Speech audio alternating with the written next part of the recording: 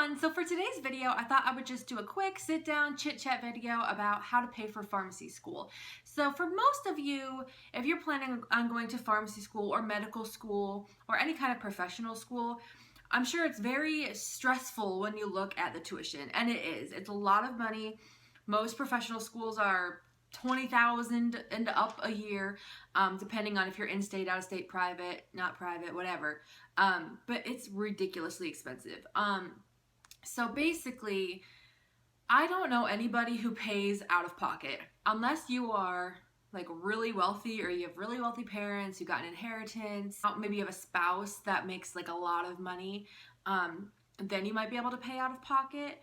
But for most students, especially young students, straight out of college and whatever, most people have to take out loans. So that's what I did. I am on loans. I'm living on loans. So I personally do not work. I think most pharmacy students, medical students do not work. I do have some classmates who work part-time, but from what I hear, it's a struggle to balance work and school, and a lot of them have cut down on hours and some have quit their jobs altogether.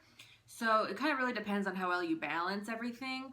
But honestly, you can't really go to school and work a job and do both well. So you can work part-time, but you're probably going to be kind of stressed out because you have so much school stuff to learn. You definitely can't work full-time. It's just not possible. Also, your schedule. So if you go to a campus that's not distance education, you have class times specified during the day. So you can't just be like, oh, well, I have to work full-time, I can't go to class. They take attendance, it's required to be there.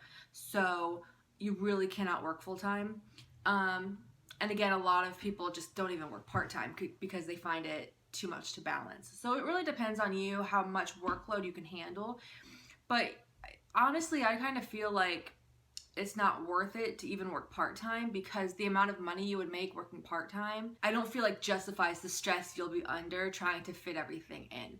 So that's just my opinion. But you're probably going to take out loans, a lot of loans, but you have to remember that once you graduate at the end of everything, you're going to be making a lot of money.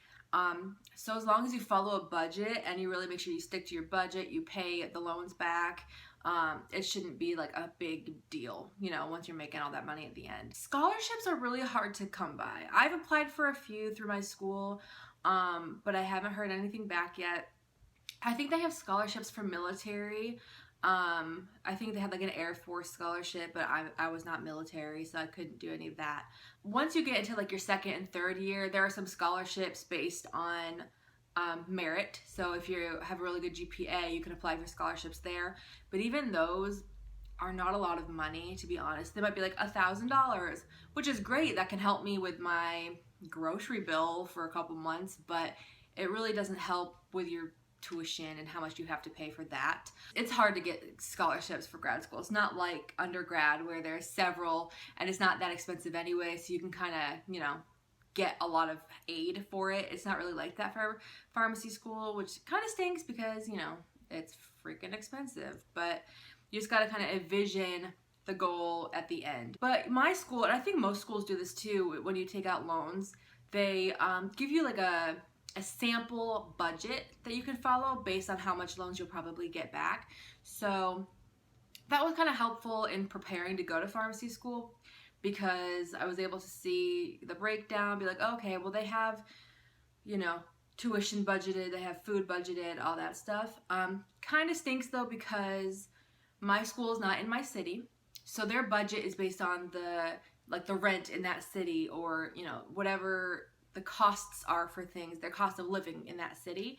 Where I live is a lot bit more expensive. So, like their rent estimate was like $600 or $700 a month, which is like half of what I pay because it's just where I live. So that kind of stinks. So you have to be really careful with that, especially if you live alone, if your parents aren't helping you or your significant other isn't helping you. Luckily, I'm in that scenario. I have my significant other as well, so we can combine our monies and we're good. But honestly, if I was living alone, I probably wouldn't be able to afford it. I'd probably have to like move back home with my parents because it's a lot of money. But yeah, so that's basically how I pay for pharmacy school. It's just loans.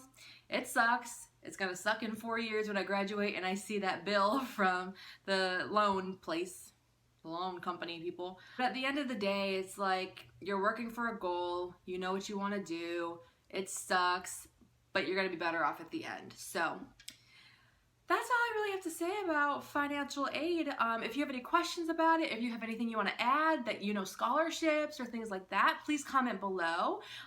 If you have any specific questions, you can message me on social media, through my Instagram or any of that. And yeah, I hope you guys liked it. Subscribe if you haven't subscribed yet. Hit the thumbs up if you liked it. And I will see you guys in my next video. Bye.